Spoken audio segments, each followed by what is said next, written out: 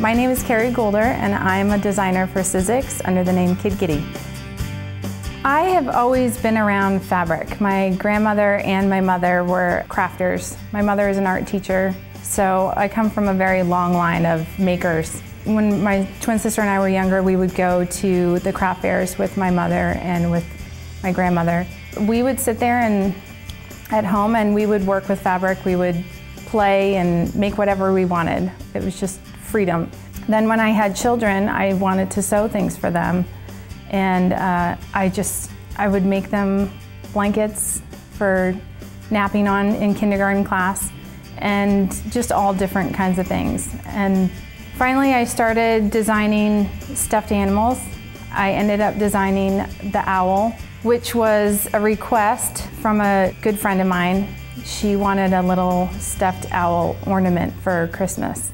And then another friend of mine contacted me and said, you should submit something to this magazine. So I did that, and it was just a domino effect. It was one thing after the next, and I ended up going to trade shows, and I've just continued to stay in the fabric world and really enjoy it and love it. When I'm in the process of making my stuffed animals, I feel like I'm breathing life into them. I enjoy the concept of having this little creature or critter and saying, who is it? And what's their story? Because we all have a story, and there's a story that we should tell and we should share. And so I love to bring these little things to life and then give them a story, give them a name, and know that it's going to go out and have a life of its own and hopefully be passed on from generation to generation. And that story will continue to be told and maybe change a little over time, but it will still be shared.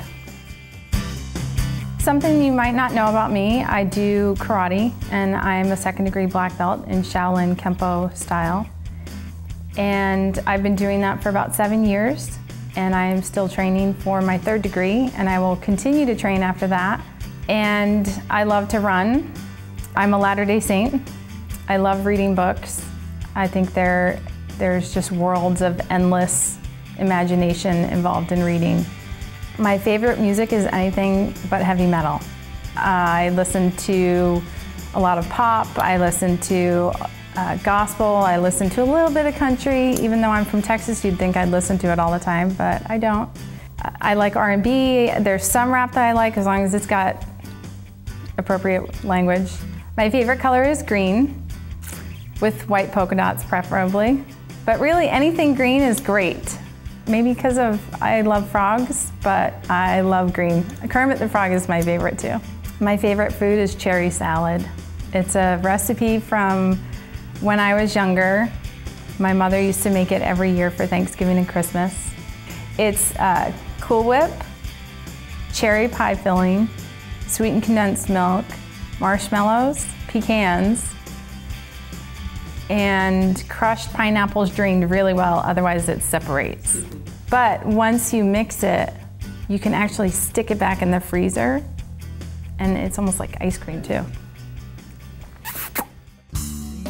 Handmade gifts are really important to me. I really enjoy knowing that something was made with every stitch a little bit of love. And so I have things still that my mother and my grandmother made for me that mean a lot to me and that I want to pass on to my children. So one of them was this doll. Back when Cabbage Patch dolls were the rage, they were hard to come by, especially financially. So you could get a doll head from the craft store, and my mom made my sister and I our own Cabbage Patch doll. And this is not the original outfit. I don't know what happened to it, but I love knowing that my mother made it for me. I also have this little doll blanket set. It's a little pillow and blanket that my grandmother made, and you can tell just from the fabric alone how old it is, because it's just not the same as what's out there today. And I also have this doll. This was under the very first Christmas tree from when I was born. So this doll is very old and she's very precious to me. I don't let my daughters play with her, but I have let them hold her and they absolutely adore her. So bringing little things to life started when I was very young. So a day for me starts out with taking my kids to school, at least Monday through Friday.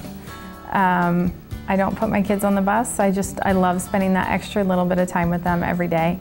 We all come back and we hang out in the studio and they do their homework, and as soon as they're done working on their homework, they get to play with me in the studio. They get to do whatever they want. Some sewing project, they might want to embroider a project or start something completely new that they hadn't started before. So we tend to spend a lot of time together in the studio space and just make all day long. My husband has not caught the crafting bug, but he's a graphic designer, so he is usually making his own work, his own art, and creating just as much as we are. So I designed this modular star a long time ago, and it's just 60 triangles all put together. And I decided I wanted to see what it would look like flat.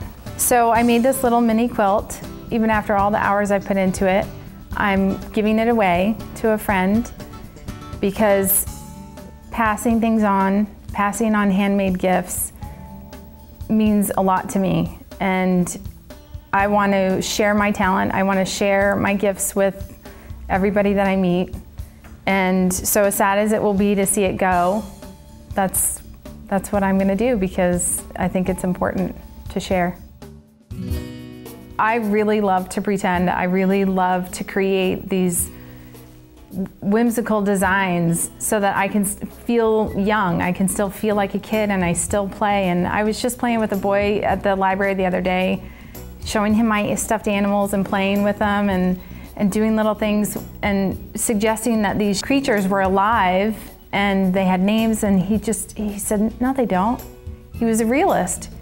And I'm definitely the complete opposite of that. And it was just adorable. It was just, you could see the little spark happen. And that's what I love. That's what I want to do for everybody, not just kids, but adults too. I just want to help people remember that little spark. They help me to remember to be young and to imagine and to just endlessly play.